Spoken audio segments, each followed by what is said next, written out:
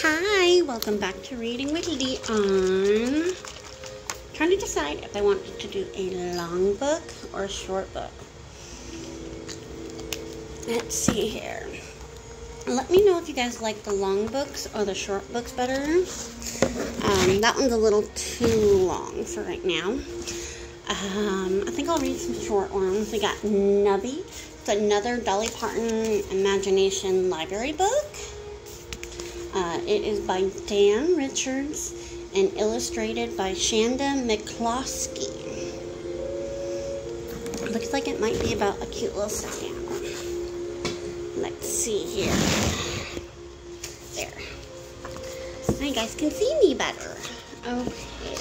There's a cool picture. It looks like a map of the neighborhood, maybe. Nubby was done. Looks like people are fighting over Nubby. He had been carried, buried, dropped, dragged, torn, worn, chewed on, sat on, and even used as a nose wipe. Ew. Repeatedly. Looks like this person loves his Nubby, though. A bunny can only take so much. I know. He needed a new beginning, somewhere where he was appreciated. That afternoon, while the rest of the house slept, Nubby ventured out into the great wide world. Looks like Nubby had a co-conspirator there, the doggy. He had not gone far before he had a most unexpected meeting. Who was it? The resemblance was uncanny. Longish ears, poofy tails, wrinkly noses. Friends! Surely he would be appreciated here. Yeah, he does kind of look like that bunny, doesn't he?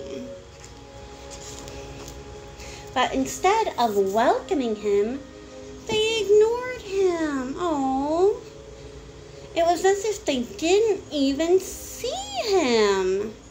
His boy would never treat him like that. His boy couldn't quite put his paw on it. Oh well, Nubby told himself, something better was bound to come along. And soon it did. Look, this little girl dressed up like a magician coming out the cave. Nubby landed the starring role in a magic show. Cool. He'd be famous and then everyone would adore him. He just knew it. Says magic show today, but fame can be fickle. And Nubby found himself all alone, back on the street.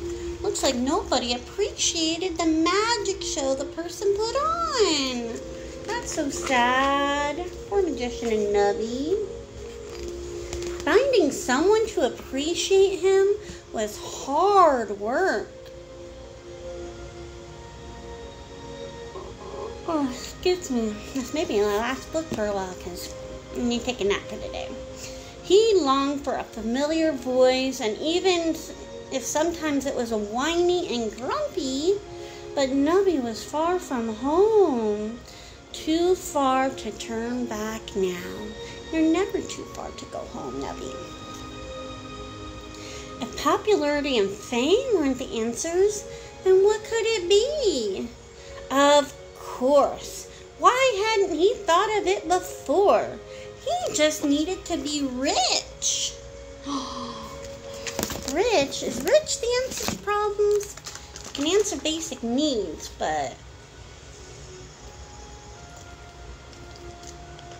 to me, I don't know if I was rich and I had friends, I don't know if they'd want to be for me for my money or not.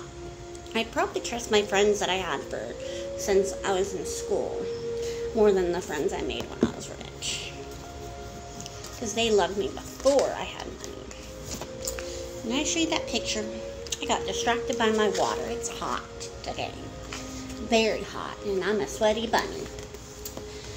Then everyone would see how amazing he really was.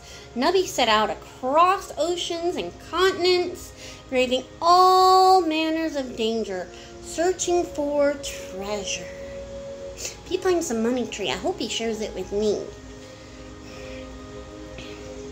And he found it. He would be wealthy beyond his wildest dreams, and everyone would have to appreciate him. Seems so obvious. Looks like the doggy's helping him dig up all the treasure. Hope he shares it with the doggy. Alas, fortunes can be lost as easily as they were found. Oh no, it looks like he's all torn up. Nubby lay staring up at the sky. The pain in his chest cut deep, deeper than the torn cloth and strewn stuffing, and went all the way to the very fabric of his soul. Poor Stuffy! Oh no! Who did that to poor Stuffy? And then he made a startling discovery. A life-changing discovery. A discovery worth all the pain, loneliness, and heartache he had endured. Do you guys notice what I notice? He is right across the street from his home. I hope he notices that too. Nubby pulled himself up. He found a ride and hurried. Yay, person who helped him. He hurried back home. Oh, look at that.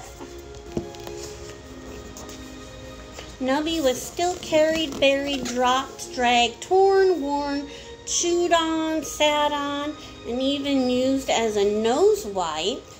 Looks like they cleaned him up and sewed him back up. Yay! But now he barely noticed.